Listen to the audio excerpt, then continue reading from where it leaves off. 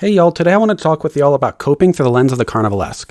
The carnivalesque is a theory by Russian literary critic Bakhtin, and it derives its name from carnivals, but specifically a very common type of festival held throughout many cultures where it inverts the normal social structures of society. It'll be one day a year, or maybe several, where the people at the top of society act like normal folk, quote unquote, and people at the bottom of society get to be exalted above the rest of society. So you may have leaders of the society, of the community, dressing normally, interacting with the people normally, whereas you have things like drunkards being carried around on palanquins, things like that.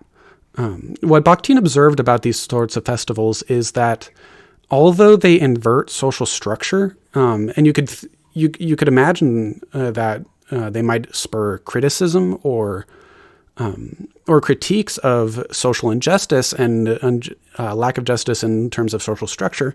That's not actually what typically happens, because what these carnivals do is provide an escape valve for stress on and resistance on to the social system.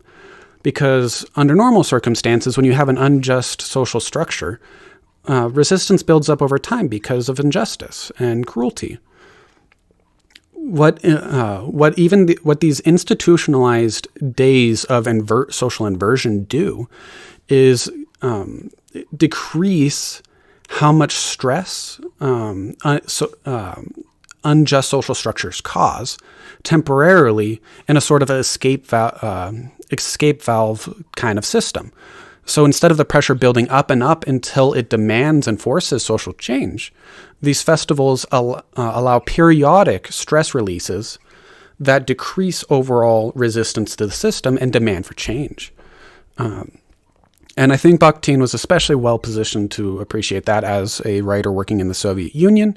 But the concept is hardly unique. We can see it on a lot of like bread and circuses type of political ideology, focusing on how stress relief actually decreases resistance to cruelty and injustice.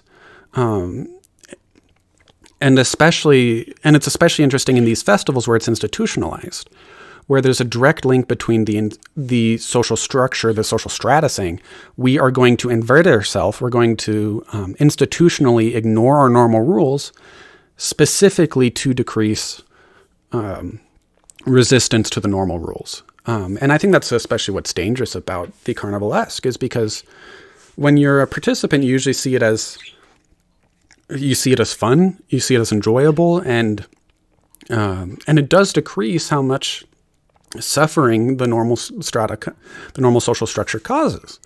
But the problem is that that's precisely what people who want to preserve the status quo also want. They want you to feel less bad about the status quo, no matter how cruel it is. And I think that's why I bring it up in the context of coping mechanisms, because coping mechanisms are important. It's like there's a lot of hard things in life, and we need to figure out how to deal with them and assuage the harm that these things cause us, and that coping is important for that. But a lot of coping mechanisms seem to fall more into an almost carnivalesque category, where they're not really helping you, and what they're mostly doing is decreasing your resistance to things that are hurting you. I think we can definitely see this a lot with things like drug use and alcohol, other addictive habits, because they very much don't change things. They don't improve things. They often harm you. I mean, alcohol is a neurotoxin. Most like drugs in general just aren't addictive drugs, hallucinogens. Those aren't good for you. So the fact that they decrease your resistance to things is pretty concerning, because it allows bad systems to stay in place in a way that they wouldn't otherwise.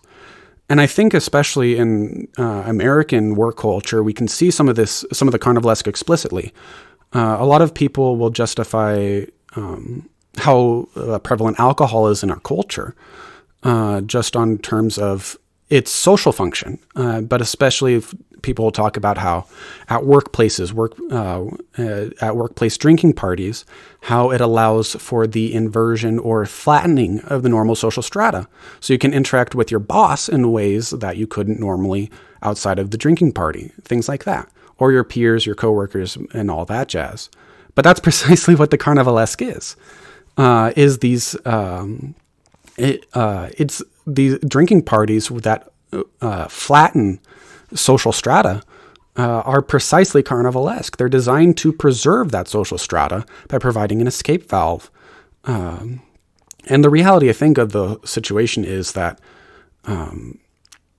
we shouldn't need alcohol to have fair social strata or good interactions between our coworkers, between us and our bosses, or bosses and their underlings. I mean, heck, it's like the issue, so to speak, is the structure itself. And alcohol and other coping mechanisms oftentimes are used intentionally to take flack or stress away from social strata, and just kind of keep things the way they are, to preserve toxic workplace environments or stratified workplace environments, places where there is a strong hierarchy of power. And it's used to perpetuate that. And I think we would be much better moving away from such systems and working on figuring out social structures that work outside of, that don't need these escape valves, that are just okay. It's like no social structure is going to be perfect. That there's going to be tension and friction no matter what. But I'd rather they shouldn't be so unbalanced that they need these massive escape valves, and that they should be able to just be manageable using normal healthy coping behaviors. You shouldn't need unusual or addictive coping behaviors to deal with this kind of stuff. So that's kind of just why I thought I'd bring it up. Different coping mechanisms are more or less vulnerable to exploitation in this way, I'd say. But that is kind of just a tension where we need to feel. It's like we should try to feel happy. It's like happiness is good. It's good. And calm, like seeking calm, things like that. All that stuff is important. But we also should be wary of especially institutionally implemented coping mechanisms, and other coping mechanisms that where they start decreasing our ability to advocate for ourselves, or they have the tendency to increase our acceptance of things that just shouldn't be. If something's bad every day of the year except for the festival, then it's bad on the festival day as well. Just because Carnival, just because you invert the social structures for one day, they're still bad inverted or flattened. They shouldn't be in a position where they can be flattened or inverted in this way. So yeah, social organization still matters. Coping is still has an appropriate and healthy place in every person, but it's just got to be warier. I think this is just a dimension to be aware of, where to watch yourself and to take care of, part of taking care of yourself, make sure that you're not being sedated by people, by systems, behaviors, practices, festivals, parties, things like that are designed to keep you complacent and facilitate people taking advantage of you. Because that's also that's another whole story. Especially there's a lot of, I won't go into this one now, but there's a lot of legal cases about how alcohol and drinking parties are used for predatory marketing and business negotiation. But yeah, so yeah, just be cautious. Take care of yourselves, and just be aware of how these things interact with you. And how you exist within a social structure. Then there are people who want to preserve your social structure, the social structures, as they are, and especially when those social structures give them an unfair advantage over you. People will use all kinds of if people have an unfair advantage, people do all kinds of things to preserve that. And that's not good. So yeah, stay safe. Take care of yourselves. This is Desert Theorem. Thanks for listening, and stay safe, take care, and all that jazz. Au revoir.